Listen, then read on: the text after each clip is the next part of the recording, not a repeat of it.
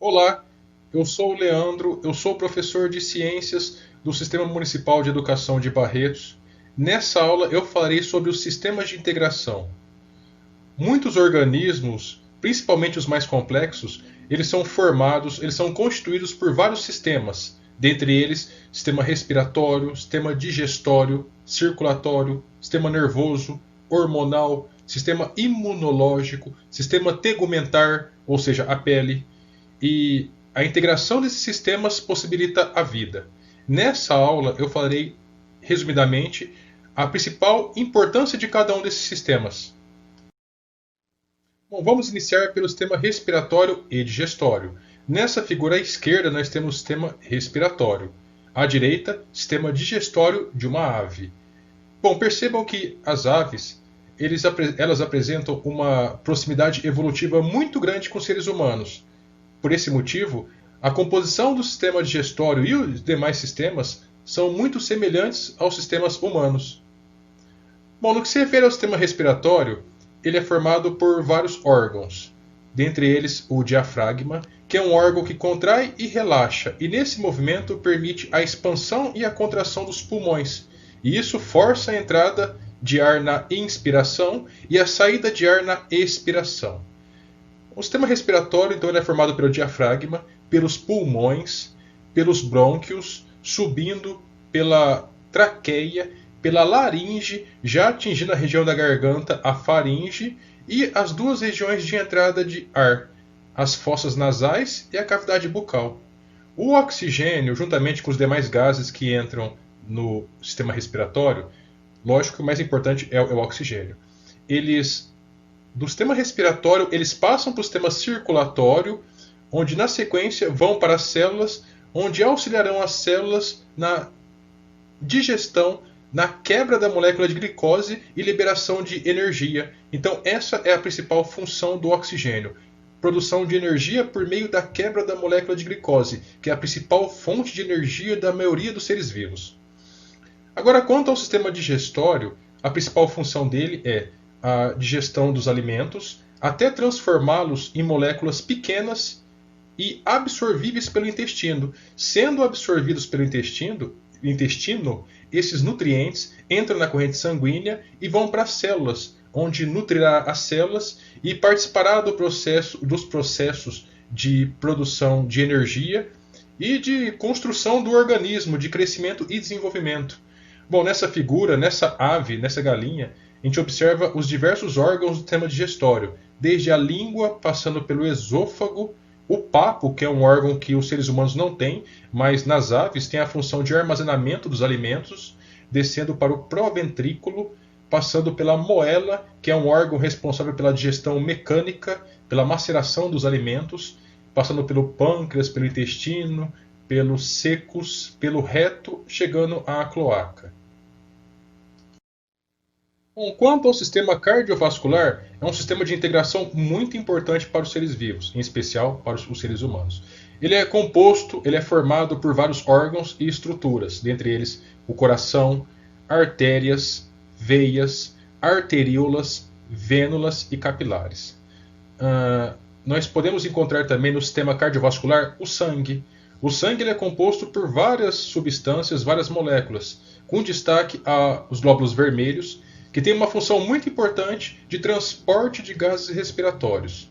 Durante a inspiração, a entrada de vários gases, em especial o oxigênio. Esse oxigênio, passando pelos pulmões, entrando no sistema cardiovascular, no sistema circulatório, ele pode ser transportado para as diversas partes do corpo, ou seja, para as células, por meio dos glóbulos vermelhos. E, por sua vez, glóbulos vermelhos coletam das células o excesso de gás carbônico e devolve para os pulmões para ser liberado na expiração. Além disso, no sistema circulatório, encontramos os glóbulos brancos, que têm uma função importante na imunidade dos organismos, na destruição de organismos causadores de doenças, ou seja, dos patogênicos. Além disso, no sistema circulatório, encontramos as plaquetas, que são estruturas ligadas, relacionadas com a coagulação sanguínea e fechamento e estancamento de sangramentos. O sistema circulatório cardiovascular, vou citar algumas funções importantes. transportes de nutrientes dos órgãos de absorção até as células. Órgão de absorção, eu digo, do intestino. Os nutrientes são absorvidos e são direcionados para as diversas células. Uma outra função muito importante é a eliminação discretas de produtos do metabolismo dos seres vivos, dos seres humanos em especial. Como, por exemplo, vários produtos metabólicos são removidos do sangue por meio dos rins, onde o rim filtra o sangue e elimina, por meio da urina, esses nutrientes potencialmente tóxicos. Bom, agora o sistema imune ou sistema imunológico, cuja principal função é a defesa do nosso organismo contra agentes causadores de doenças, os agentes patogênicos, que podem ser bactérias, fungos, protozoários, podem ser até substâncias, algumas toxinas, como por exemplo veneno de cobra, veneno de aranha e outros seres vivos, né? No sistema imune, nós temos diversos órgãos que fazem parte da imunidade do nosso corpo, como por exemplo os linfonodos, que são estruturas que a gente observa geralmente em ocasiões de infecções.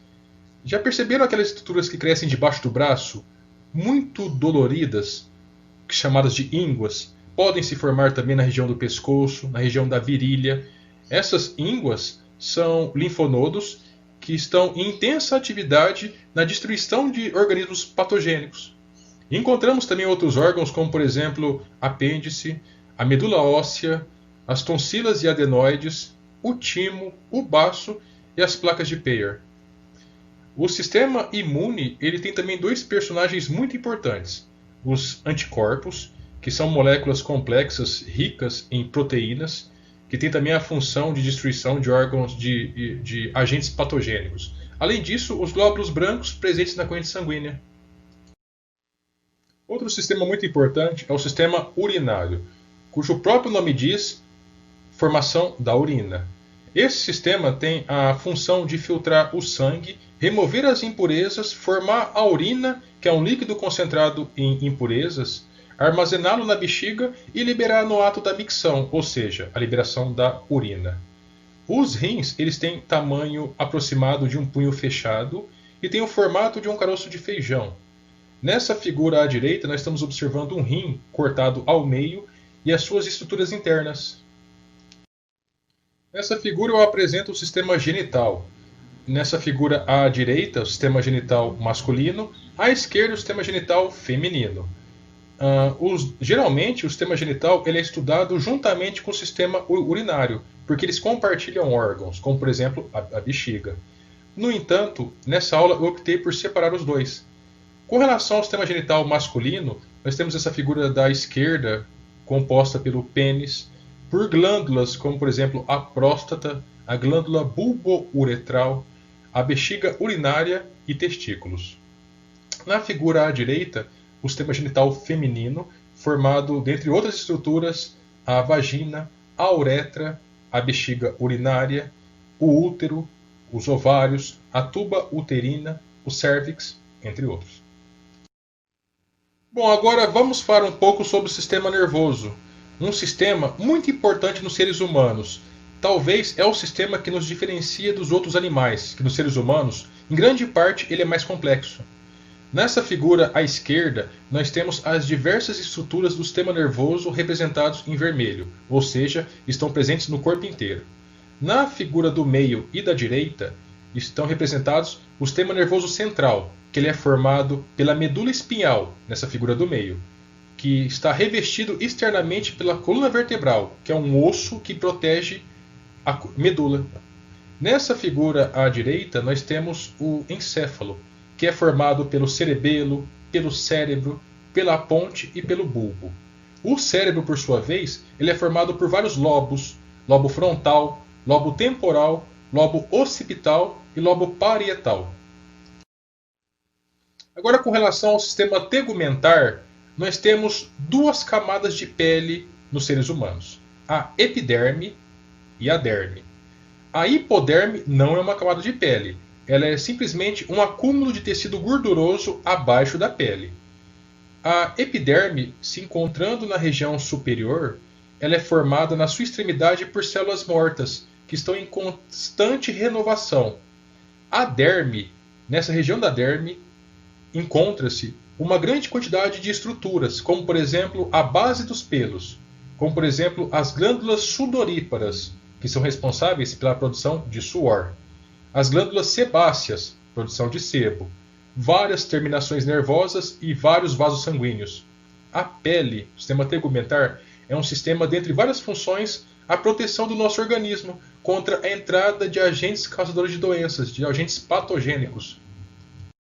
Bom, agora o sistema muscular é um sistema que, como o próprio nome diz, é formado por músculos. Nos seres humanos, mais de 600 músculos diferentes. Vários animais, até os animais mais simples, podem apresentar sistema muscular. Tem várias funções esse sistema. Dentre elas, podemos destacar locomoção e deslocamento dos seres vivos. Além disso, também, pela contração muscular é produzido muito calor que permite, como por exemplo, os seres humanos mantêm a temperatura do corpo relativamente alta, a 36 graus e meio aproximadamente. Bom, intimamente relacionado com o sistema muscular, nós temos o sistema esquelético. O sistema esquelético, o esqueleto humano, ele é formado por 206 diferentes tipos de ossos, representados nessas três figuras. Ele ajuda o sistema muscular na locomoção e no deslocamento. Além disso, nos seres humanos, ele é reserva de cálcio e de fósforo, que pode ser utilizado para várias funções do nosso organismo. Até mesmo para a atividade do sistema nervoso, o cálcio pode ser utilizado. Nós temos na figura à esquerda o esqueleto humano completo, na figura central o esqueleto apendicular e na figura da direita o esqueleto axial. Agora o sistema endócrino. O sistema endócrino ele é formado pelas glândulas que produzem hormônios.